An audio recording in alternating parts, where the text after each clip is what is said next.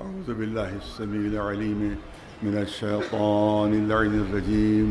بسم الله الرحمن الرحيم. الحمد لله رب العالمين، والصلاة والسلام على سيد الأنبياء والمرسلين سيدنا ونبينا وشفيع المذنبين أبي القاسم محمد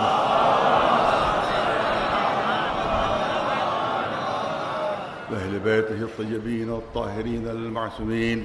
أما بعد، فقد قال الله سبحانه تبارك وتعالى في كتابه المبين وهو أصدق القائلين: يا أيها الذين آمنوا اتقوا الله وابتغوا إليه الوسيلة وجاهدوا في سبيله لعلكم تفلحون. صلوات بھیجیں محمد.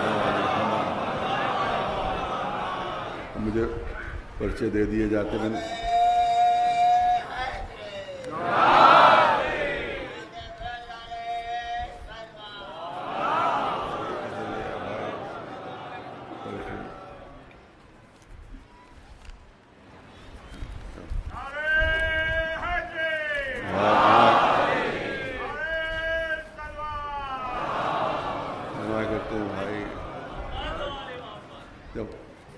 امیل میاں موجود ہے اعلان کے لیے، تو ہمیں پھر جو دیا جاتا ہے سب مجلس کا وقت گھٹ جاتا ہے، مجلس کا وقت کم ہو جاتا ہے. مجھے سورہ فاتحہ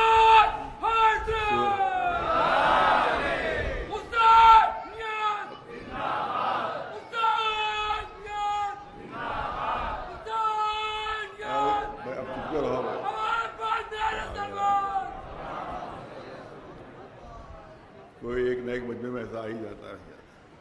سورہ فاتحہ بابو جانی ابن طاہر حسین صاحب، حسن جہاں مرحومہ بنت حسن علی صاحب، اور جملہ مومن مومنات کے لیے ایک مرتبہ سورہ الحمد اور 3 مرتبہ سورہ توحید کی تلاوت فرما دیں.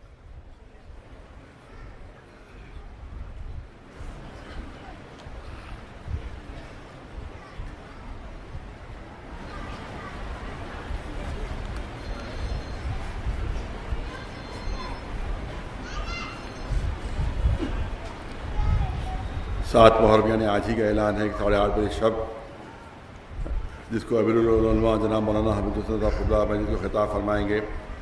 یہ مجلس کراؤن گیٹ ریلوے برج سٹی اسٹیشن لکھنؤ میں منعقد ہوگی، اور بیگم جناب رفیق آغا کی طرف سے یہ اعلان ہو رہا ہے. یہ آج ہی 8:30 بجے شب یہ مجلس اعضا منعقد ہوگی. 11 محرم کو 2 بجے امام مولانا میرا صاحب نے مفتی گنج میں یوم امام علیہ السلام منایا جائے گا، جس میں مولانا حسن ظہیر صاحب کا بیان ہوگا.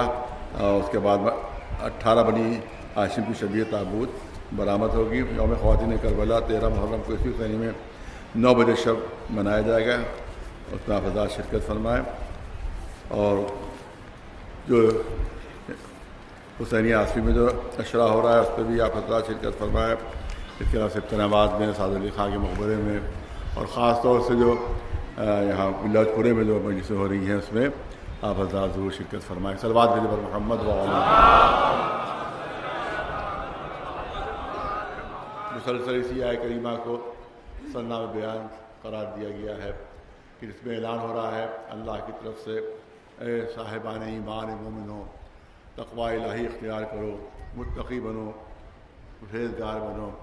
چند جملے میں نے تقوی کے سلسلے میں عرض کیے کہ تقوی کیا ہے اور متقی انسان جو ہے وہ کیسے بن سکتا ہے. اور دنیا کے قوانین میں اور اسلامی قوانین میں زمین و آسمان کا فرق یہ ہے کہ وہاں خوف ہے، مگر دنیاوی قوانین میں جو خوف ہے وہ اس وقت تک رہتا ہے کہ جب تک کوئی دیکھ رہا ہو.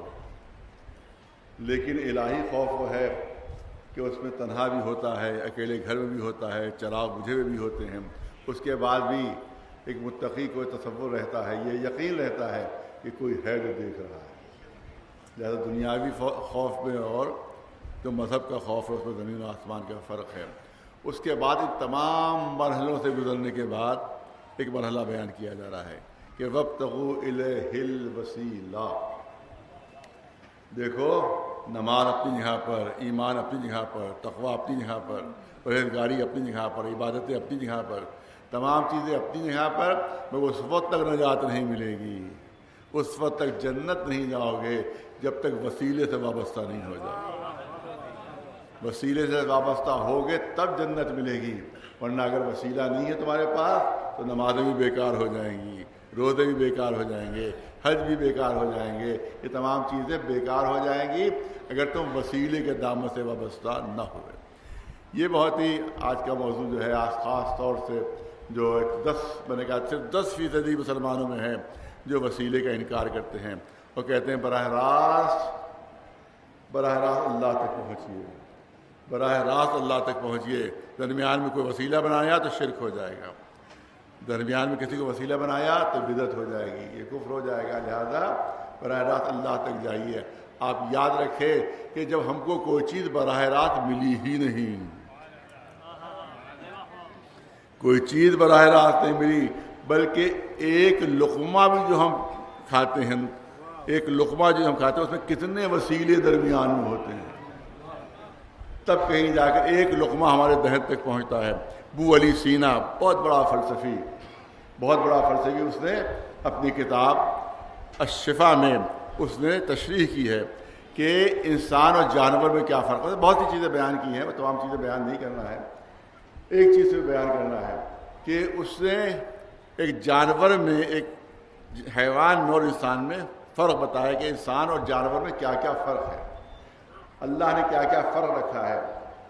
یوں تو دیکھا جائے تو بظاہر انسان اور جانور میں کوئی فرق نہیں ہے، وہ بھی چلتا ہے ہم بھی چلتے ہیں، وہ بھی کھاتا ہے ہم بھی کھاتے ہیں، وہ بھی پیتا ہے ہم بھی پیتے ہیں، وہ بھی سانس لیتا ہے ہم بھی سانس لیتے ہیں، تو بظاہر تو کوئی فرق نہیں ہے، مگر وہ کہتے ہیں نہیں، ایک بنیادی فرق رکھ دیا ہے انسان اور جانور میں، اللہ نے ایک بنیادی فرق رکھ دیا۔ وہ بنیادی فرق یہ ہے کہ جانور اپنی غذا کے سامنے اپنا سر جھکاتا ہے،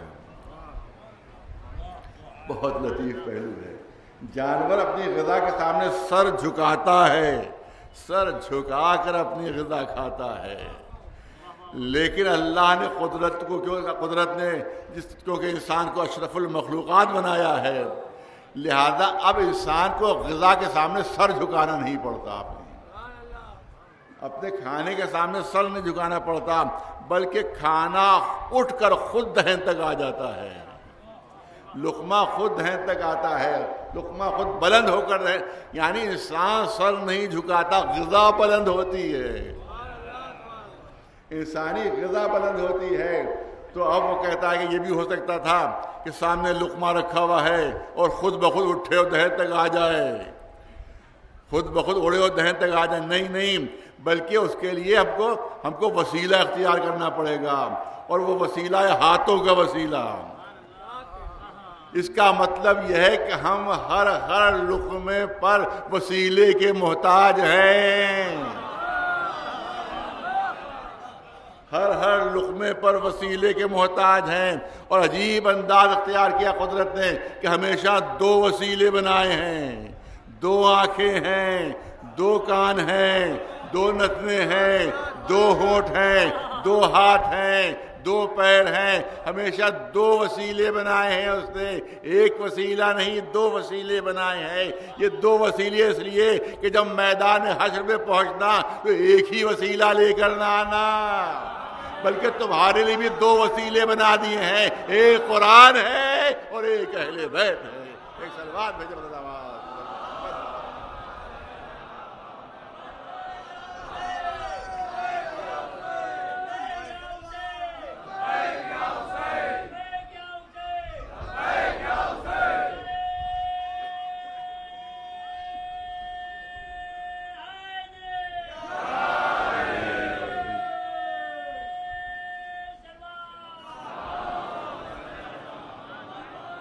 بغیر وسیلے کے ہم پیدا نہیں ہو سکتے۔ ملا سے کہو کہ اگر وسیلے کے تم منکر ہو تو ماں باپ نہ ہوتے تو تم پیدا نہ ہوتے، ماں باپ کو وسیلہ بنایا تمہارے دنیا میں آنے کا، بادل وسیلہ بنتے ہیں بارش کا، سمندر وسیلہ بنتے ہیں بادلوں کا، توجہ ہے، سمندر وسیلہ بنتے ہیں بادلوں کا، بادل وسیلہ بنتے ہیں بارش کا، بارش وسیلہ بنتی ہے کہ کھیت اگیں، کھیت لہلہائیں، اس کے بعد وہاں اناج پیدا ہو، اس کے بعد جب اناج لے جاتے ہیں تو یوں کچا نہیں کھا جاتے کہ کچا چبا جائے، بلکہ وسیلہ بنتی ہے چکی کہ جس کے ذریعے سے اس کو پیسا جاتا ہے، کھانے کے لائق بنایا جاتا ہے، اس کے بعد اس کو گوندھا جاتا ہے، اس کے بعد توے پر روٹیاں پکائی جاتی ہے، سامنے آتا ہے، تب کہیں ہمیں جا کر ایک لقمہ ملتا ہے۔ تو جب جسمانی غذا ہمیں بغیر وسیلے کے نہیں ملتی تو روحانی غذا بھی ہمیں روحانی وسیلوں کے ذریعے سے ملے گی۔ ایک صلوات بھیجے بلند آواز۔ اور وہ وسیلے محمد و آل محمد علیہ السلام ہیں کہ جن کے ذریعے سے کائنات کو مل رہا ہے، جن کے ذریعے سے پوری کائنات کو رزق مل رہا ہے۔ ہم دیکھیے اہل بیت کو کہا جاتا ہے صاحب یہ صفتیں تو آپ اللہ کی صفتیں جوڑ دیتے ہیں اہل بیت کے ساتھ، لہٰذا اس کا مطلب ہے کہ آپ علی کو خدا مان لیتے ہیں، آپ اہل بیت کو خدا مان لیتے ہیں، نہیں، ہرگز نہیں۔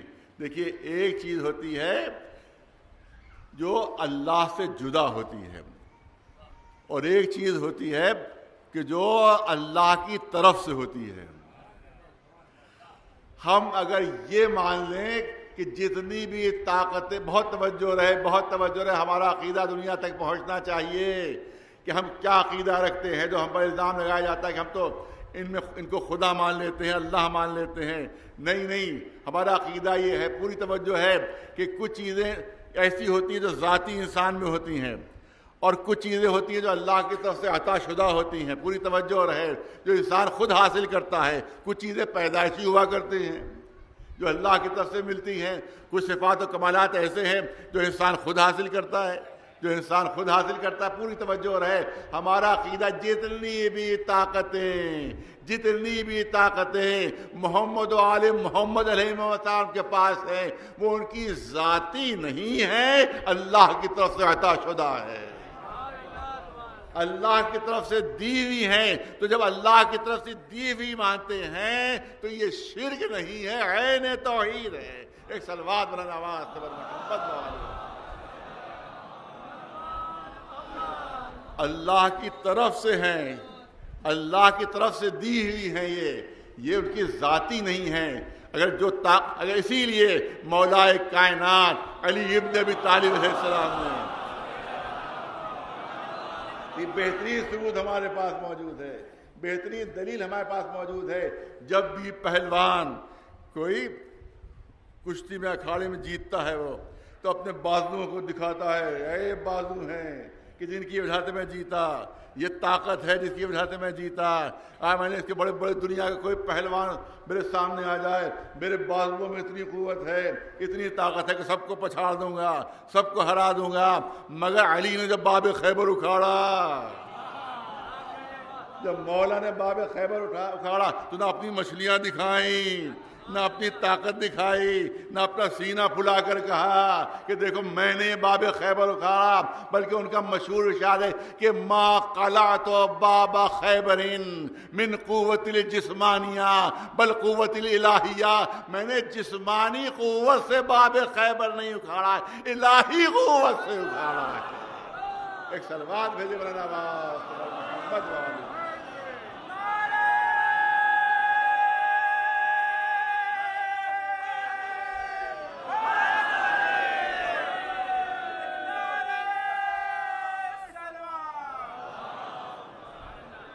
اب زیادہ وقت نہیں رہا ہے، بہت پوری توجہ چاہوں گا۔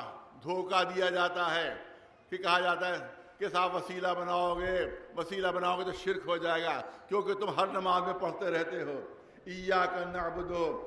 بہت توجہ رہے بچوں اور جوانوں سے، خاص طور سے میری درخواست ہے توجہ رکھیں۔ جو دلیل پیش کی جاتی ہے، سب سے مضبوط دلیل جو وسیلے کے مخالف ہیں ان کی سب سے مضبوط دلیل یہی ہے کہ ہر نماز میں کہتے ہو ایاک نعبد و ایاک نستعین، اے پالنے والے تیری ہی عبادت کرتے ہیں اور تجھ ہی سے مدد چاہتے ہیں، تیری ہی عبادت کرتے ہیں اور تجھ ہی سے مدد چاہتے ہیں، مگر ادھر ٹھوکر لگی ادھر یا علی۔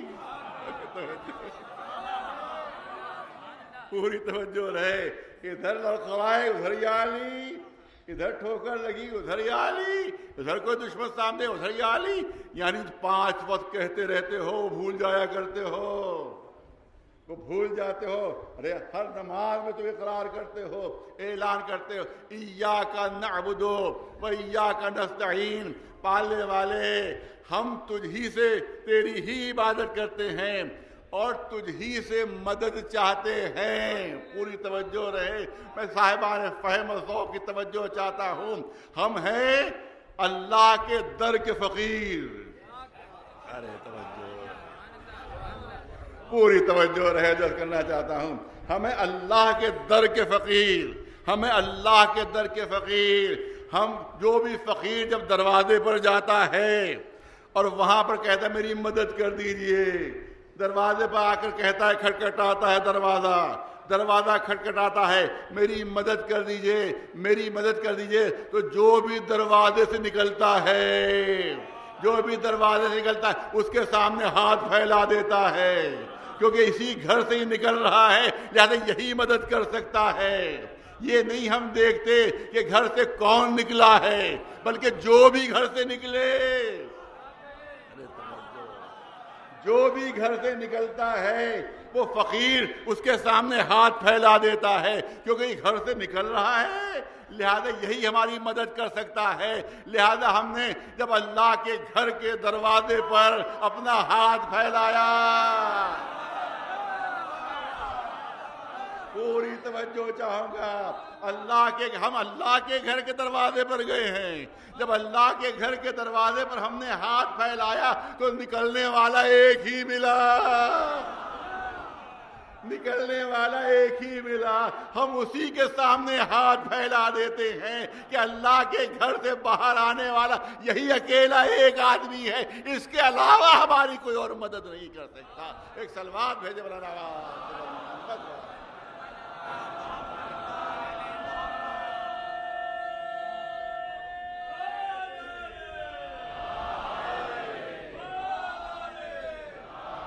اسی لیے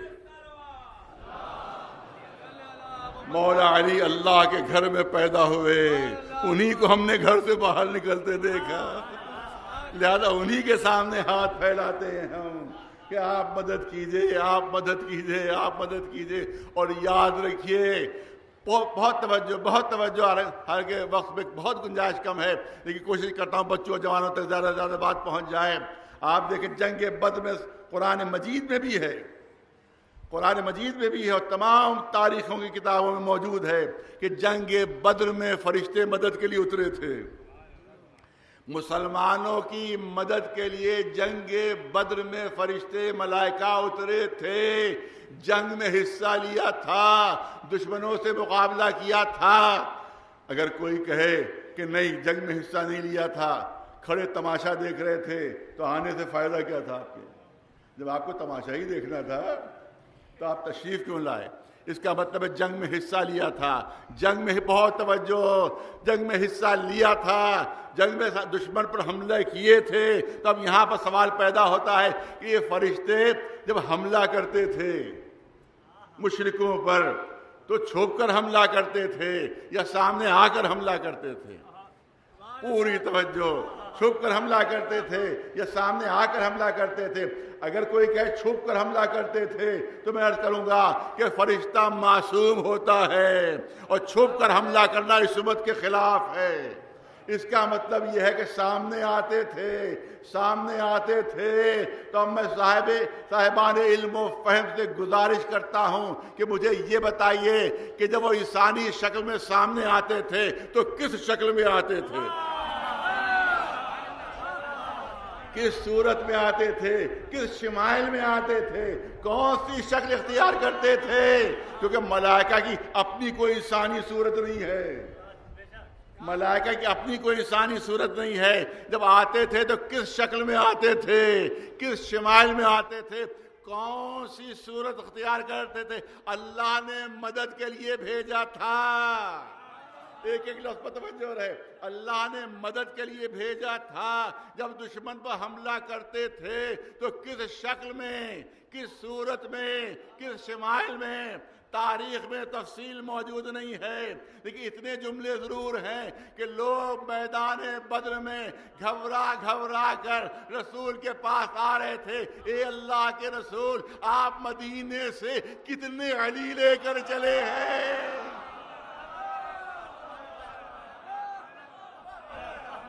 آپ مدینے سے کتنے علی لے کر چلے ہیں؟ ہمیں تو پورے میدان میں سوائے علی کے کوئی نظر ہی نہیں آ رہا ہے۔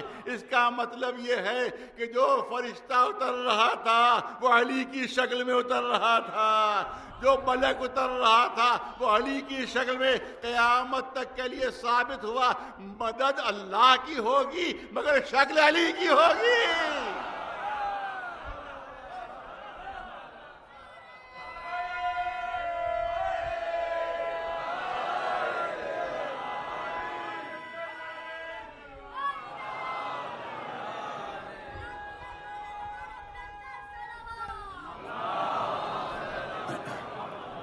اب کسی مجلس میں عرض کر چکا ہوں، یہیں سر امام باڑے کی کسی مجلس میں کئی سال پہلے عرض کیا تھا کہ دیکھیے تاریخ اپنے کو کس طرح سے دہراتی ہے، تاریخ اپنے کو کس طرح سے دہراتی ہے۔ آج سے چند سال پہلے کی بات ہے کہ جس وقت اسرائیل کے چند سپاہیوں کو حزب اللہ والوں نے گرفتار کر لیا، 35,000 کا لشکر چلا اسرائیل کا، جس کے پاس ٹینک بھی ہیں، جس کے پاس توپیں بھی ہیں، جس کے پاس ہوائی جہاز کا کور بھی ہے، انہی نے اعلان کیا تھا کہ 24 گھنٹے کے اندر ہم اپنے سارے سپاہیوں کو چھڑا لیں گے اور حزب اللہ کو شکست دے دیں گے، ان کو فنا کر دیں گے، ان کو مٹا دیں گے، ان کو ختم کر دیں گے 24 گھنٹے کے اندر۔ اور حزب اللہ کی تعداد 3-4 ہزار سے زیادہ نہیں تھی، 3-4 ہزار سے زیادہ نہیں تھی، پورا لشکر گیا۔ آپ تاریخ اٹھا لیجیے، آپ اس زمانے کے اخبار اٹھا لیجیے کہ تقریباً 35 دن تک لڑائی ہوتی رہی، ہوائی جہاز بمباری بھی کر رہے ہیں، توپیں بھی چل رہی ہیں، ٹینک بھی چل رہے ہیں۔ اس کے بعد سارا اسرائیلی لشکر بھاگ کر واپس آ گیا، فرار اختیار کی، بھاگ گیا وہ۔ پوری توجہ رہے، CNN کا ایک رپورٹر ایک اسرائیلی سپاہی سے انٹرویو لے رہا تھا، ارے اتنی بڑی فوج آپ کی، اتنے اچھے اسلحے آپ کے، توپیں بھی آپ کے ساتھ، ٹینک بھی آپ کے ساتھ، ہوائی جہاز بھی آپ کے ساتھ، اور آپ دعویٰ کر کے آئے تھے کہ 24 گھنٹے کے اندر ہم شکست دے دیں گے، فنا کر دیں گے، مٹا دیں گے۔ 35 دن تک زبردست لڑائی ہوتی رہی، لیکن اس کے بعد بھی آپ کو شکست ہو گئی، آپ نے فرار اختیار کیا، آپ بھاگ آئے۔ سبب کیا تھا کہ کیا کریں؟ ہمیں تو یہی بتایا گیا تھا کہ 3-4 ہزار سے زیادہ حزب اللہ کے فوجی نہیں ہیں، لیکن جب ہم ان کے علاقے میں پہنچے تو چاروں طرف سوائے حزب اللہ کے کوئی نظر ہی نہیں آ رہا تھا۔ ایک صلوات بھیجے بلند آواز صبر محمد والوں۔ ہماری انٹیلیجنس نے ہمیں دھوکہ دیا، ہماری انٹیلیجنس نے وہ سپاہی کہہ رہا ہے، ہماری انٹیلیجنس نے ہمیں دھوکہ دے دیا، ہمیں یہی بتایا کہ 3-4 ہزار سے زیادہ نہیں، مگر وہاں تو ہمیں ہر طرف سوائے حزب اللہ کے کوئی نظر ہی نہیں آ رہا تھا۔ اب تاریخ کے ورق پلٹ گئے، مکے کے بھاگے ہوئے جو سپاہی تھے جب مکے واپس آئے، جب جنگ بدر کے بھاگے ہوئے سپاہی مکے واپس آتے ہیں تو مکے والوں نے کہا ارے تمہیں کیا ہو گیا تھا؟ تمہاری تعداد 1000 کی، ان کی صرف 313، تم اسلحے میں ڈوبے ہوئے، ان کے پاس اسلحے موجود نہیں، وہ کمزور، وہ ناتمام، تم ان سے ہار گئے، تم کو شکست ہو گئی، تم بھاگ آئے۔ ارے کیا سبب؟ ان بھاگے ہوئے سپاہیوں نے کہا کہ دھوکہ تمہیں نے دیا تھا۔ ارے توجہ رہے، دھوکہ تمہیں نے دیا۔ ارے ہم نے کیا دھوکہ دیا؟ کہ یاد کرو کہ جب ہم جا رہے تھے مکے سے تو تم نے کیا جملے کہے تھے؟ تم نے کہا تھا کہ مسلمانوں میں لڑنے کی طاقت نہیں ہے، مسلمانوں میں لڑنے کی قوت نہیں ہے، ان کے پاس اسلحے نہیں ہے، ان کے پاس فوج نہیں ہے، مسلمانوں سے ڈرنے کی کوئی ضرورت نہیں، مگر بس ایک علی سے ہوشیار رہنا، مگر بس ایک علی سے ہوشیار رہنا۔ ارے تم نے جاتے وقت کہا تھا بس ایک علی سے ہوشیار رہنا، ہم کو میدان میں سوائے علی کے کوئی نظر ہی نہیں آ رہا۔ ایک صلوات بلند آواز صبر محمد والا۔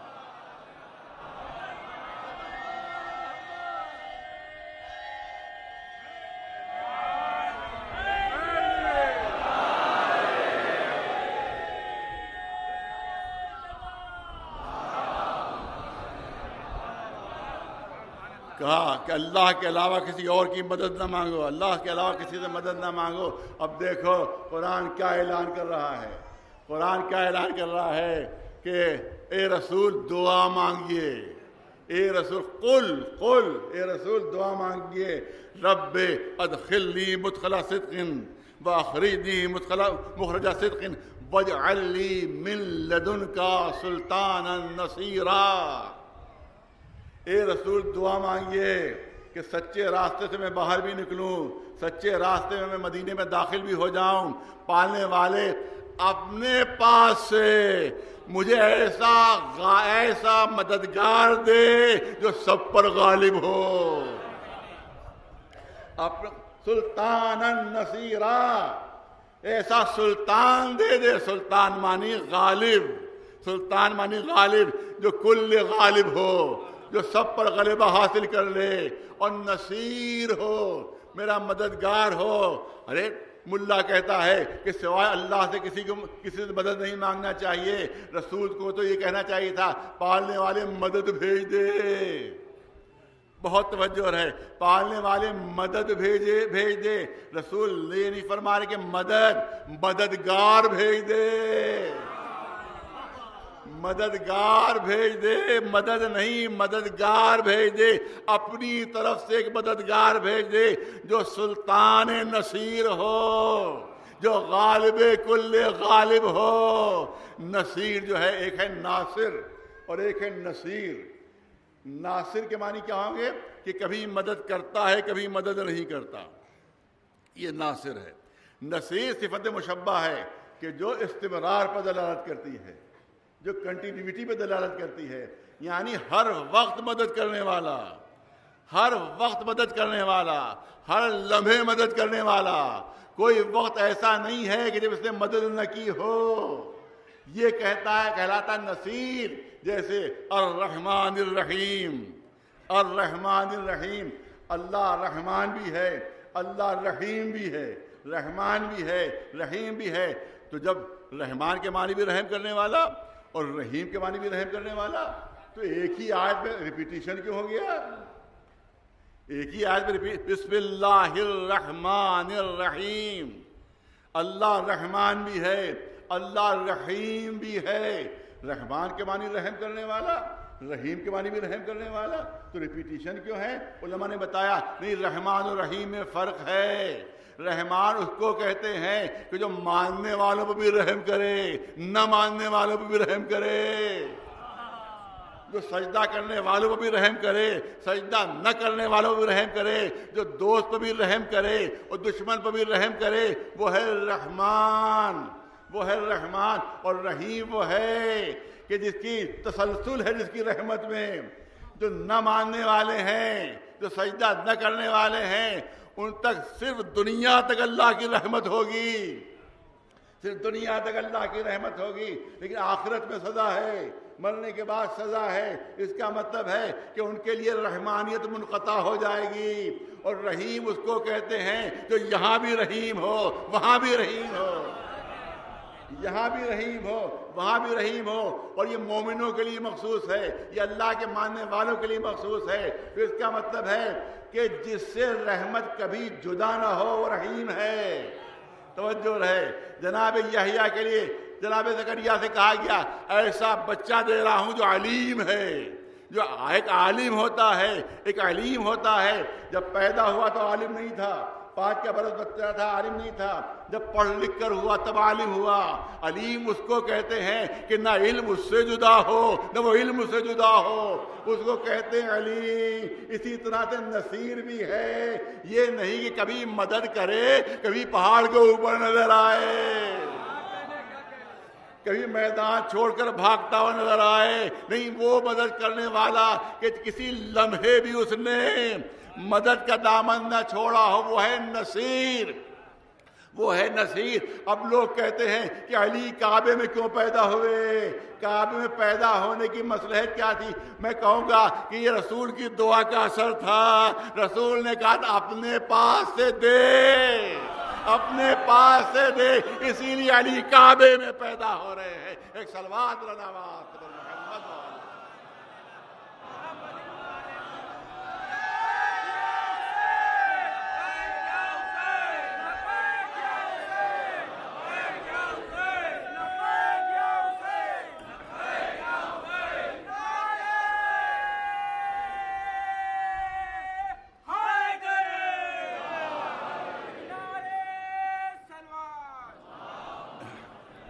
امام زمانہ علیہ السلام جو 8 مسلسل مدیوں کو بھی خدمت کر رہا ہے، اس کے تعاون کے لیے بہت زیادہ ضرورت ہے۔ قوم زیادہ سے زیادہ اس میں تعاون کرے، کیونکہ اس سال جبکہ 2 سال کا گیپ ہوا ہے تو اس سال فنڈ زیادہ آنا چاہیے، لیکن بڑا معاملہ الٹا ہو رہا ہے، فنڈ کم آ رہا ہے۔ آپ حضرات گزارش ہے اس میں آپ ضرور مدد فرمائیں۔ ایک صلوات بھیجیں۔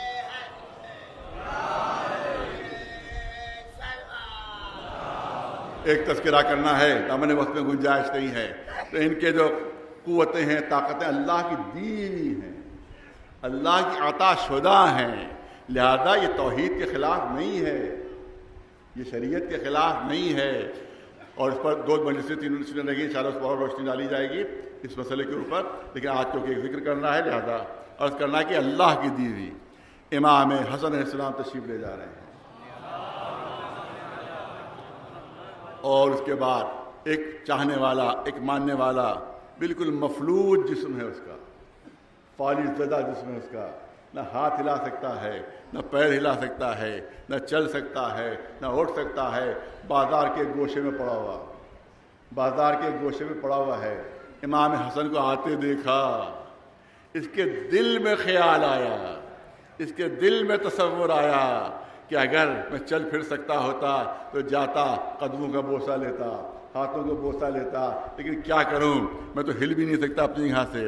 امام حسن علیہ السلام گھوڑے پر سوار اس کے قریب پہنچے، گھوڑا روکا، اب میں تو سمجھتا ہوں جان بوجھ کر ہاتھ سے کوڑا چھوٹ کر زمین پر گرا۔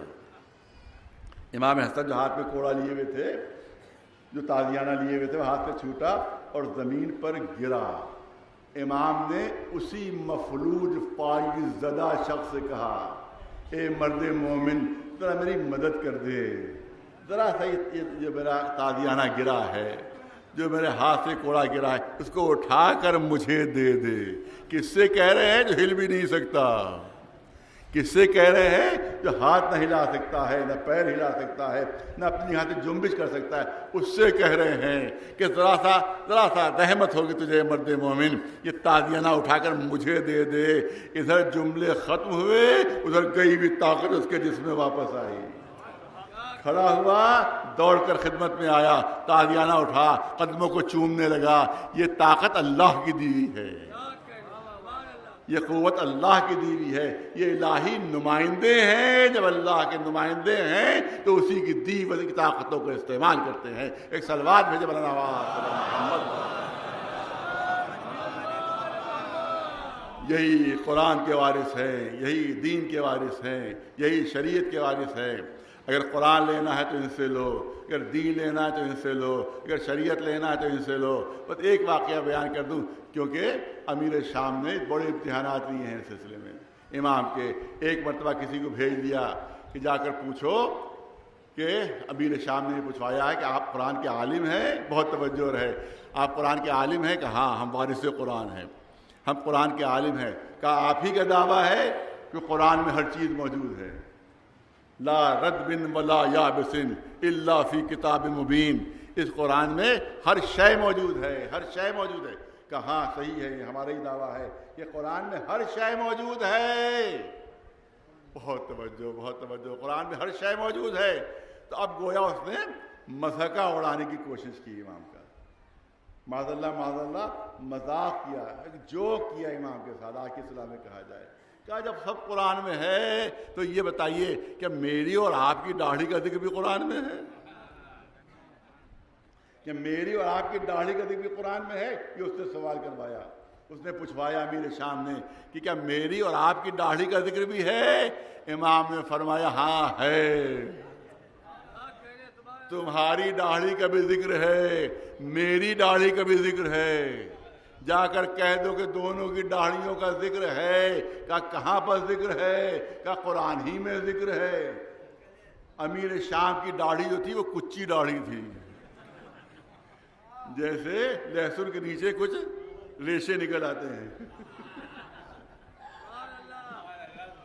جیسے لہسن کے نیچے کچھ وہ نکل آتے ہیں، کچھ ریشے ایسے نکل آتے ہیں، بس ویسی ہی داڑھی اس کی بھی تھی۔ اور امام حسن کی گھنی داڑھی تھی۔ ارے توجہ رہے، امام حسن کی گھنی داڑھی تھی اور امیر شام کی کچی داڑھی تھی۔ کہا کہ تمہاری داڑھی کا بھی ذکر ہے، میری داڑھی کا بھی ذکر ہے. کہا کیسے؟ کہا قرآن پڑھو. البلد الطیب یخرج نباتہ باذن ربہ. ارے جس زمین کا ظرف پاک ہوتا ہے وہاں گھنا سبزہ اگتا ہے. البلد الطیب یخرج نباتہ باذن ربہ. جس زمین کا ظرف پاک ہوتا ہے، جو زمین پاک ہوتی ہے وہاں گھنا سبزہ اگتا ہے. والذی خبث لا یخرج الا نکدا. اور جس زمین کا ظرف خبیث ہوتا ہے وہاں سوائے جھاڑ جھنکار کے اور کچھ نہیں.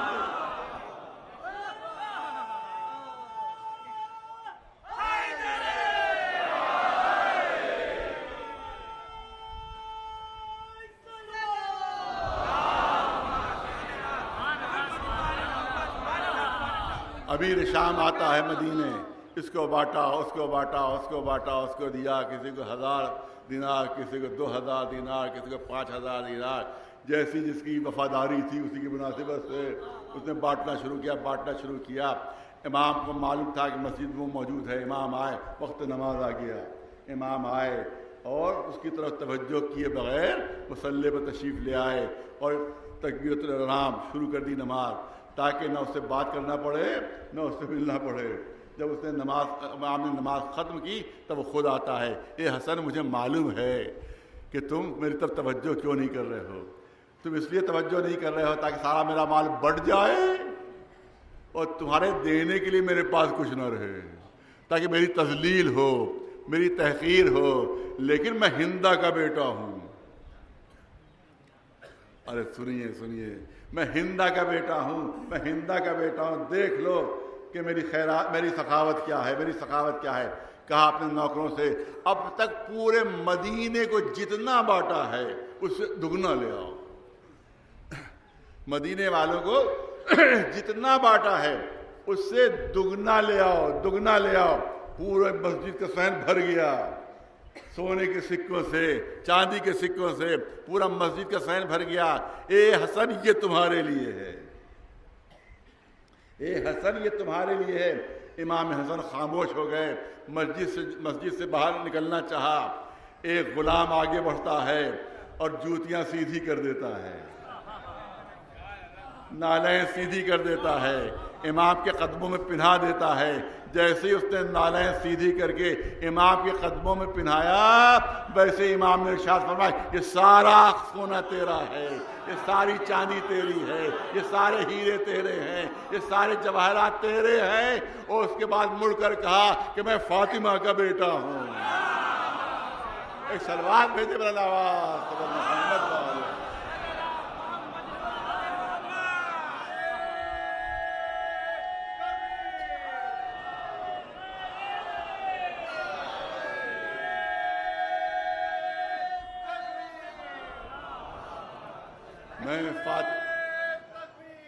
اللہ اکبر، یا رسول اللہ، یا علی، یا علی.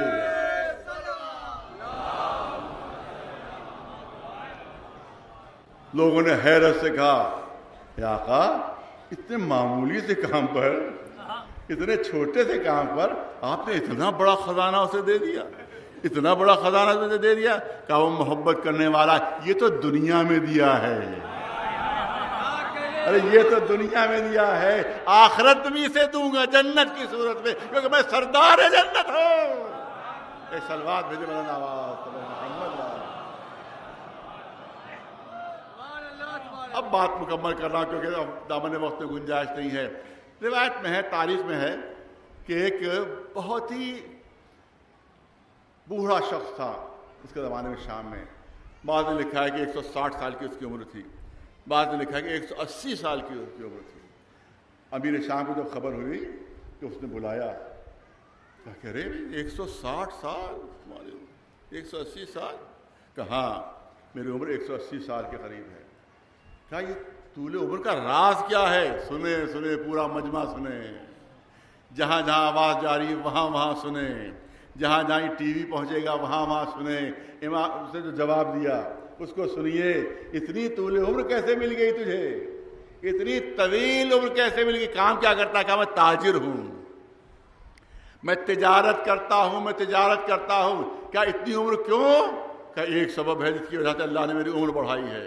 کہا کہ جب میں کسی سے خریدتا ہوں کوئی مال تو جتنا وہ طلب کرتا ہے اس سے زیادہ دیتا ہوں۔ ارے توجہ رہے، جتنا وہ طلب کرتا ہے اس سے زیادہ دیتا ہوں، اس کی طلب سے زیادہ۔ اس سے قیمت اگر 100 روپے بتائی تو 125 میں دیتا ہوں، اس کو 120 دیتا ہوں، اس کی طلب سے زیادہ دیتا ہوں۔ اور جب خریدار آتا ہے تو میں اس سے بڑھا کر دیتا ہوں، اس کو 1 کلو اس نے مانگا ہے تو میں 1.25 کلو کر دیتا ہوں۔ تو کیونکہ میں مال میں اضافہ کر کے دیتا ہوں تو اس کے بدلے میں اللہ نے میری عمر میں اضافہ کر دیا ہے، میری عمر میں برکت دے دی ہے۔ لہذا کم تولنے والوں کی عمر بھی کم ہو جاتی ہے۔ ایک سلوات بھیجے ملاوٹ کرنے والوں کی عمر میں بھی ملاوٹ ہو جاتی ہے۔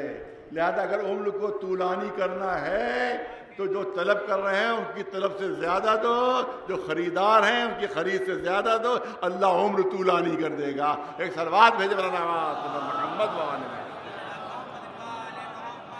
اچھا 180 سال کی عمر ہے تو میرے آباء و اجداد سے بھی تیری ملاقات ہوئی ہوگی، میرے دادا سے ملاقات ہوئی؟ امیر شام پوچھ رہا ہے میرے دادا سے ملاقات ہوئی؟ کہا ہاں بھائی امیہ کی بات کر رہے ہو؟ امیہ کی بات کر رہے ہو؟ ہاں امیہ کی بات کر رہا ہوں، میرے دادا ملاقات ہوئی۔ کیسے تھے؟ کیسے تھے؟ دربار میں بیٹھا ہوا ہے وہ شخص، سامنے تخت حکومت اور بادشاہ بیٹھا ہوا ہے، اس تاجر سے جس کی 180 سال کی عمر تھی۔ امیر شام نے کہا میرے دادا سے ملے ہو؟ میرے دادا سے ملے ہو؟ کہاں؟ کون بھائی؟ امیہ؟ کہاں ملا؟ کیسے تھے؟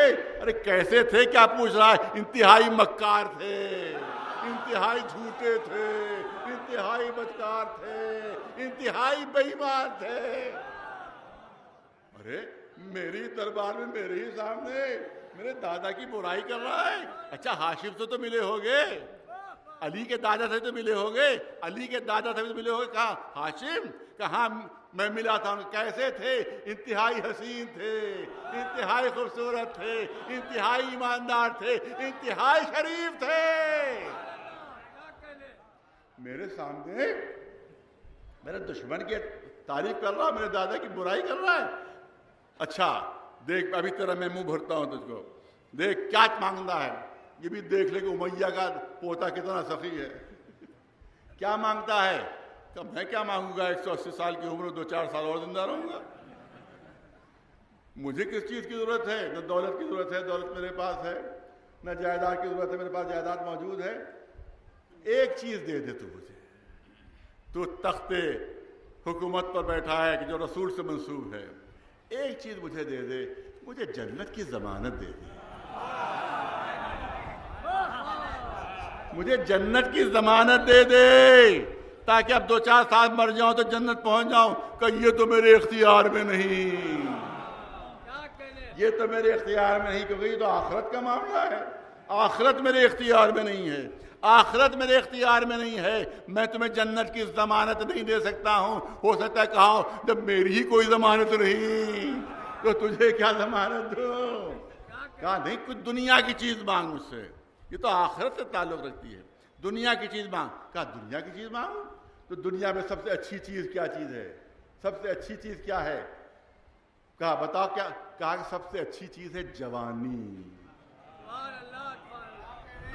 تو نے کہا دنیا کی چیز مانگ تو میری جوانی مجھے پلٹا دے، میری جوانی مجھے پلٹا دے، کہ یہ بھی میرے اختیار میں نہیں ہے۔ ارے کیسا تخت حکومت پر بیٹھا ہے، کیسا نائب رسول بنا ہوا ہے، نہ دنیا اختیار میں ہے نہ آخرت اختیار میں ہے۔ وہاں جاؤں گا کہ جہاں دنیا بھی جن کے اختیار میں ہے، آخرت بھی جن کے اختیار میں ہے، میں ان کی خدمت میں جا رہا ہوں۔ پہنچ گیا امام حسن کی خدمت میں۔ ایک صلوات بھیجو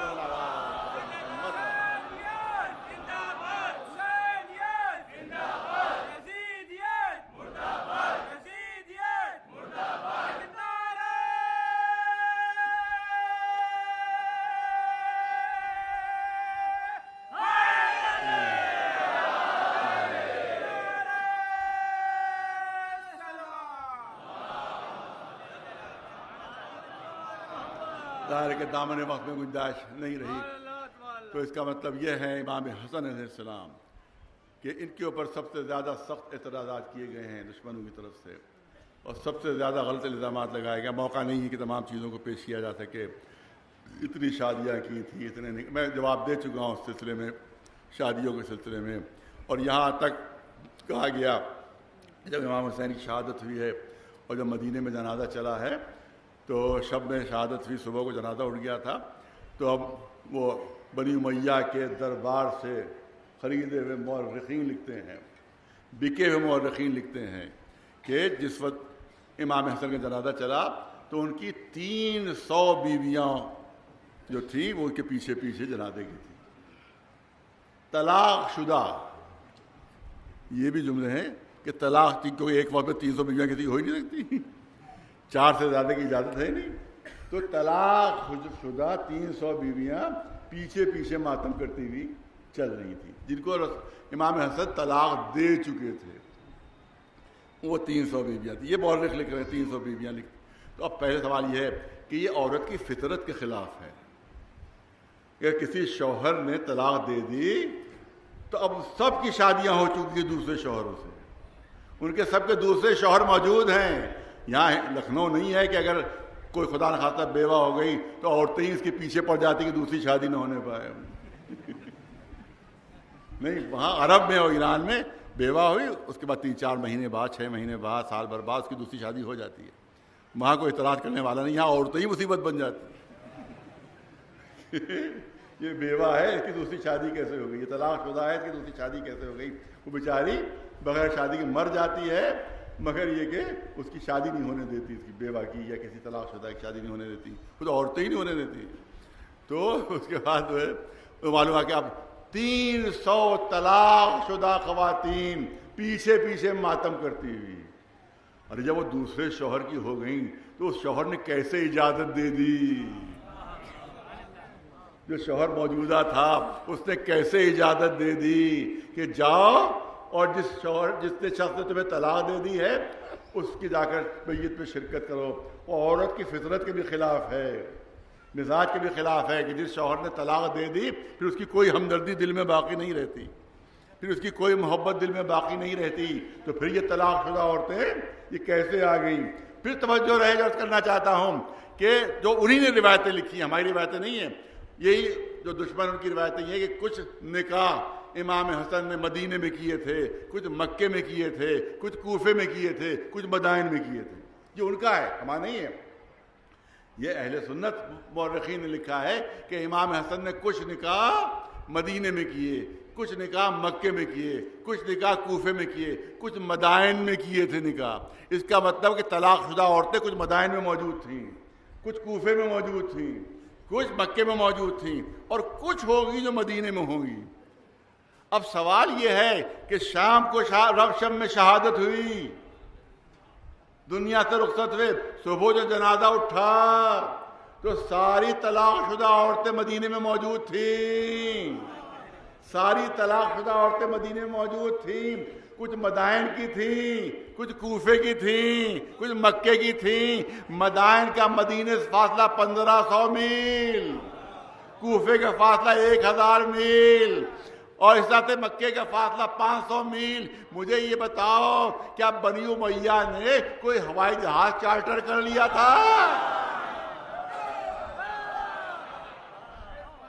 کہ راتوں رات ہوائی جہاز کے ذریعے سے مدینے سے بھی مکے سے بھی پہنچ گئیں, کوفے سے بھی پہنچ گئیں, اور مدائن سے بھی پہنچ گئیں. اس کا مطلب یہ ہے کہ جھوٹ ہے کہ جو بولا جا رہا ہے امام حسن کے لیے. ایک صلوات بلند آواز شروع ہو جاتی.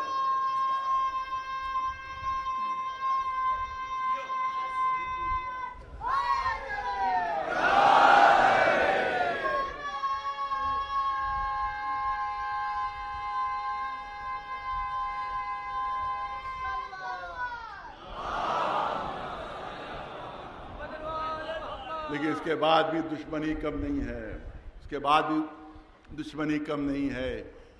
زہر دلوایا جاتا ہے آقا کو, جگر کے ٹکڑے تشت میں گر رہے ہیں, جگر کے ٹکڑے تشت میں گر رہے ہیں.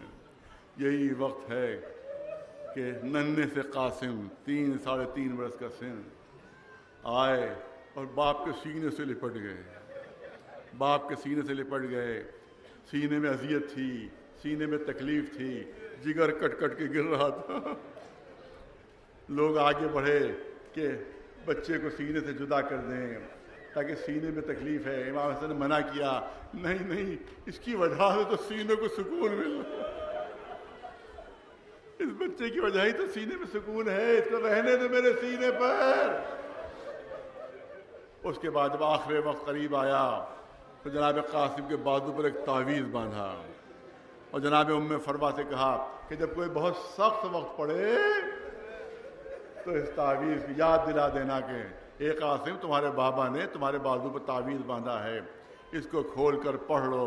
وقت گزرتا گیا, زمانہ گزرتا گیا, یہاں تک کہ کربلا کا میدان آ گیا.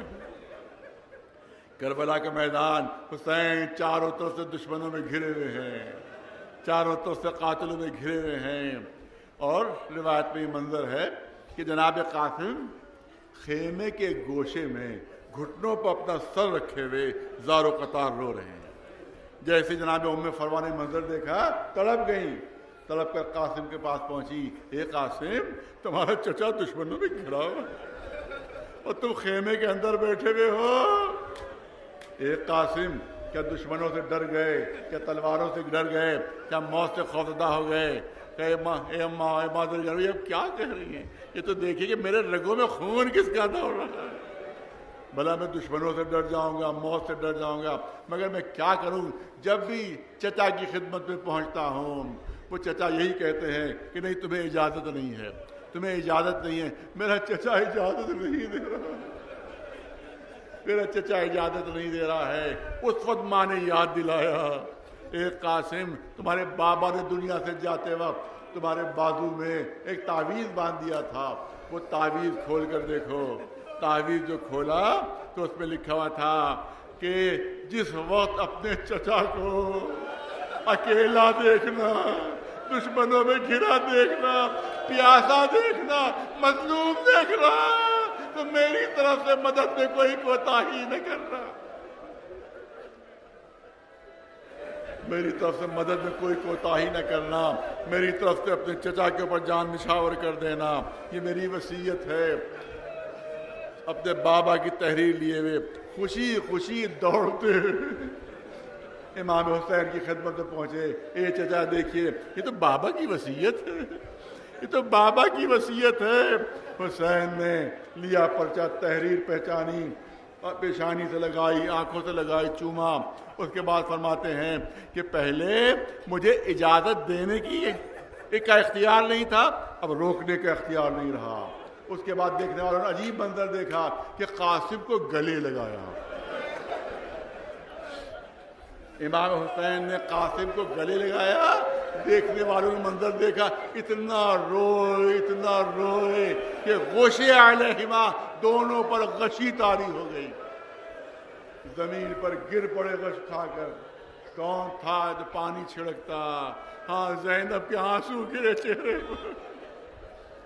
غشی سے آنکھ کھولی, اے قاسم جاؤ, خدا حافظ. اس کے بعد آگے بڑھے اور قاسم کے گریبان کو چاک کر دیا, قاسم کے گریبان کو چاک کر دیا. اے آقا, قاسم کا گریبان کیوں چاک کر رہے ہیں؟ تو شاید فرمائیں کہ گریبان چاک ہونا یتیمی کی نشانی. اگر حسن کا لال سمجھ کر رحم نہ کرو تو یتیم ہی سمجھ کر رحم کر دینا. اے آقا, دشمنوں میں بھیج رہے ہیں, ارے ذرا تو پہنا دیجئے, خود تو پہنا دیجئے تاکہ یہ بچہ محفوظ رہے دشمن کے حملے سے.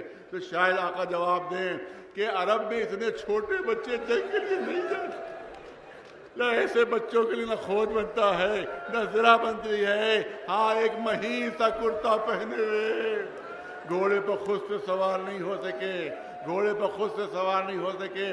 امام نے گود میں لیا اور جناب قاسم کو گھوڑے پر سوار کیا. روایت کہتی ہے کہ پیر اتنے چھوٹے چھوٹے تھے, قاسم اتنے کم سن تھے کہ دونوں پیر رکابوں میں نہیں آ پائے, لہذا صرف ایک پیر ایک رکاب میں رکھا, دوسرا پیر بلند تھا. پہنچے زبردست حملہ، ایسا حملہ کہ تاریخ میں بے مثل و بے نظیر ہے۔ سامنے سے فوجیں ہٹ رہی ہیں، سامنے سے صفیں ٹوٹ رہی ہیں، فوج سامنے سے بھاگ رہی ہے، یہاں تک کہ سامنے پسر سعد نظر آ گیا۔ جناب قاسم چاہتے تھے کہ بڑھ کر اس پر حملہ کریں، عمر سعد کے قریب زبردست پہلوان کھڑا ہوا تھا، اب تفصیلی مسائل کی گنجائش نہیں ہے، ایک زبردست پہلوان کھڑا ہوا تھا۔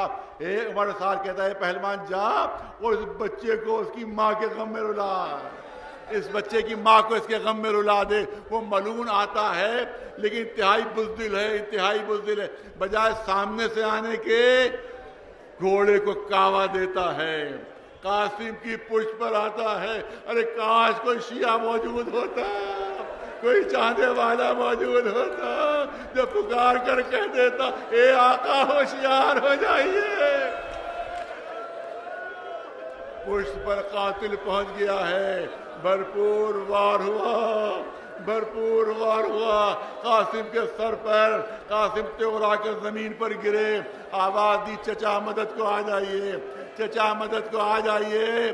ہاں عزاداروں روایت کہتی ہے کہ حسین غیظ کے عالم میں آگے بڑھے، غصے کے عالم میں آگے بڑھے، دیکھا سامنے قاتل قاسم ہے کہ جس کے تلوار سے قاسم کے سر کا خون ٹپک رہا ہے۔ چاہتے تھے کہ اس کو حملہ کر کے اسے قتل کر، تلوار کا وار کیا، اس نے اپنا ہاتھ آگے کر دیا، اس کا ہاتھ کٹ گیا۔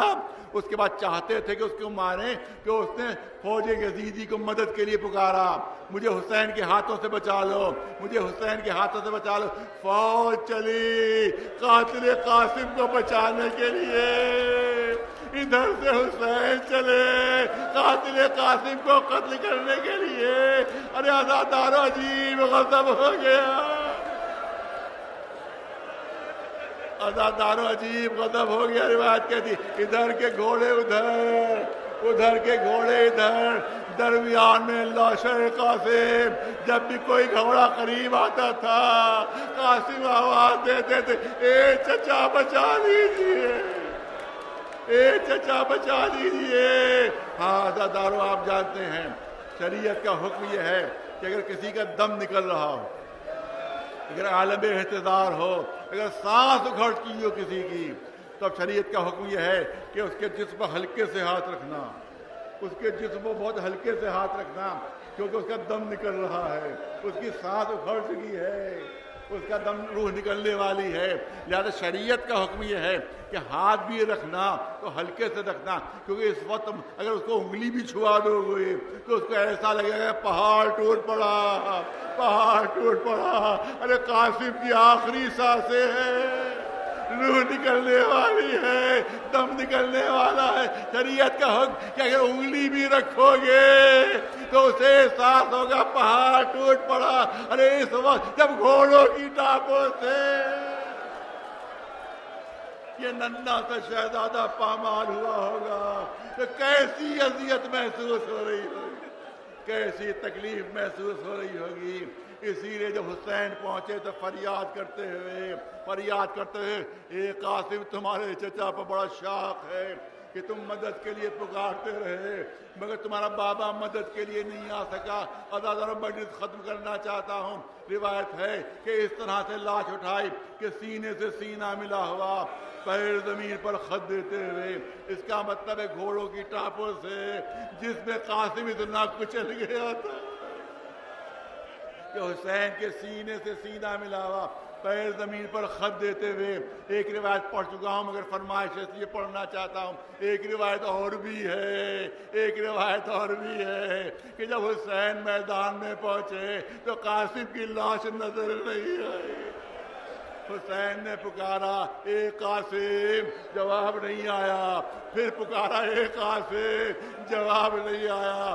روایت کہتی ہے کہ ایک بلندی پر حسین جاتے ہیں، اس کے بعد آواز دیتے اے قاسم، امام وقت کی حیثیت سے میں تمہیں پکار رہا ہوں، کہا ہو جواب دے دو۔ روایت کہتی ہے قاسم کے جسم کے ٹکڑے فضا میں بلند ہوئے، اے چچا گھوڑوں کی ٹانپوں سے میرا جسم ٹکڑے ٹکڑے ہو چکا ہے۔ حسین نے کربلا کی زمین پر اپنی عبا بچھائی، ٹکڑے جمع کرنا شروع کیے، قاسم کے جسم کے ٹکڑے جمع کرنا شروع کیے، ابا کو لپیٹا، اس ابا کو اپنے سر پر رکھا، خیموں میں پہنچے، فروا کہاں ہے؟ میرے بھائی کی بیوہ کہاں ہے؟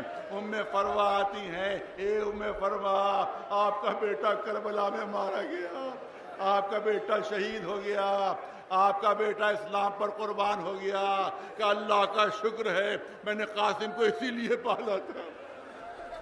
آخری جملے، میں نے قاسم کو اسی لیے پالا تھا کہ اسلام پر قربان ہو جائے، آپ پر جان نچھاور کر دے، یہ تو میں اللہ کا شکر ادا کرتی ہوں، مگر آقا ایک بات ضرور پوچھوں گی، ایک بات ضرور پوچھوں گی کہ کیا میرے بچے سے کوئی قصور ہو گیا تھا؟ کیا میرے بچے سے کوئی خطا ہو گئی تھی؟ کہ اے فروا، آپ یہ کیوں کہہ رہی ہیں کہ آپ کے بچے سے خطا اور قصور؟ کہا اس لیے کہہ رہی ہوں کہ سب کی لاشیں آپ لے کر آئے، مگر میرے بچے قاسم کی لاش آپ نہیں لائے۔ یہ سن رہا تھا، ارے حسین نے اپنے سر سے بابا اتاری اور کہا اے زینب قریب آ جاؤ، اے کلثوم قریب آ جاؤ۔ فروا کے دونوں بازو سوار لا، اب جو کپڑا ہٹایا، اب جو آبا ہٹائی، قاسم کے جسم کے ٹکڑے ابا کے اندر۔ اے فروا، تمہارے بچے کو گھوڑوں کی ٹاپوں سے پامال کر کے ٹکڑے ٹکڑے